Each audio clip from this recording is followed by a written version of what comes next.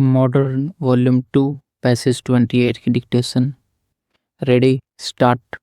Mr. Speaker, sir, at the very outset, I would like to express my deep appreciation to all the honorable members who have made their contributions while participating in the debate with the seal of approval to return the finance bill to Lok Sabha. The curtain will be drawn for the entire budgetary exercise, which we began for quite some time. Constitutionally, as Rajya Sabha is not empowered to pass the finance bill, the technical term that is used for this purpose is return it.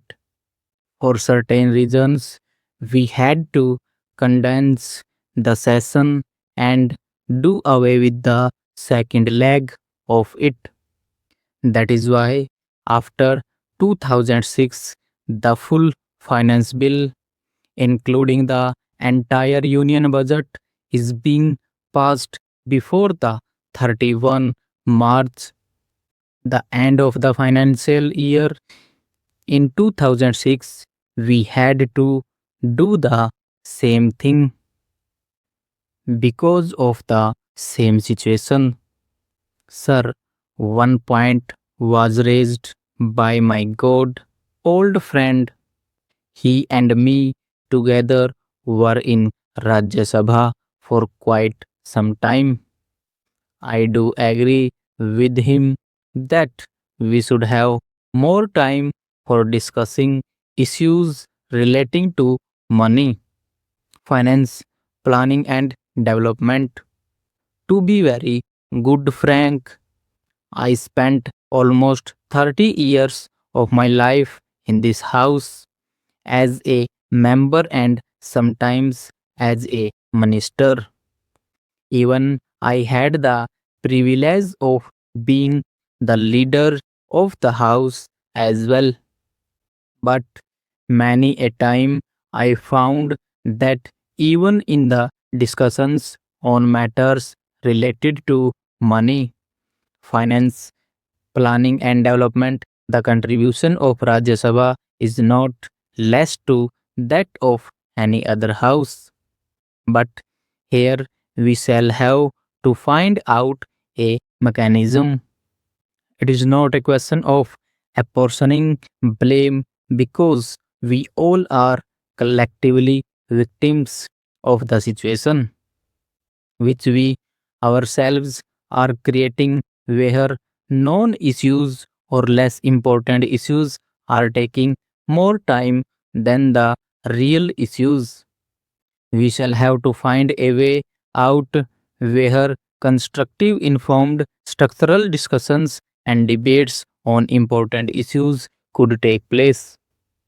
Sir, the issues which have been raised are substantially of general nature. Some other particular issues have also been referred to. I will respond to them, but before that, I would like to draw the attention of the honorable members to one thing. In the morning, while introducing the finance bill and also the appropriation bill, why I referred to the crisis in the Middle East or in Japan is not to find a cover to have some excuse that the prices will go up. It is not that. Today, my primary concern is about the availability. If you look at our oil requirement, out of 100 million tons imported last year, more than two-thirds, that is 67 million tons, came from the Middle East alone.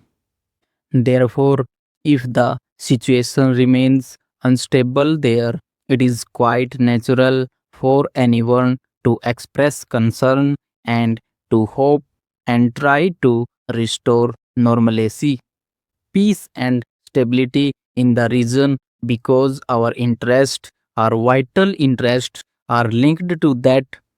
It is not an excuse for us for any cover. Having said that, I would like to address a couple of issues which are of importance and which my good friend, who is also an expert, has also raised and as usual expressed his doubt about the numbers. First of all, I would like to make it quite clear that I do feel that it is rational and logical that the comparison should be between budget estimates and revised estimates. You can take advantage from the revised estimates and point out for your larger allocations for the next year. Now, what happened this year? This year, it happened because I got certain advantages which may not be available for every year.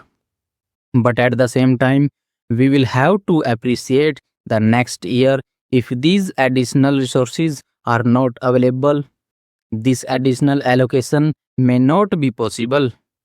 Therefore, it is sometime one time event and you can't expect to have it. The second question which you have raised is whether the figure provided for GDP growth about the fiscal deficit are correct. I am not expecting very huge foreign investment, but I am substantially encouraged by the trend of domestic savings. A good amount of investment in gross domestic product is possible if the present trend of the domestic saving continue. The marginal balance requirement from the external sources, which will not be more than 1.5 to 2% of GDP, is probably coming despite there being a slowdown of FDI. This level is possible. Therefore, I do hope that it would be possible for us to have this level of growth and trend which you have noticed this year also. For the last 3 to 4 years, we have seen that the agricultural growth in GDP is going to be around 3 to 4%, and we are also assuming that it would not be around 4 to 4.5%.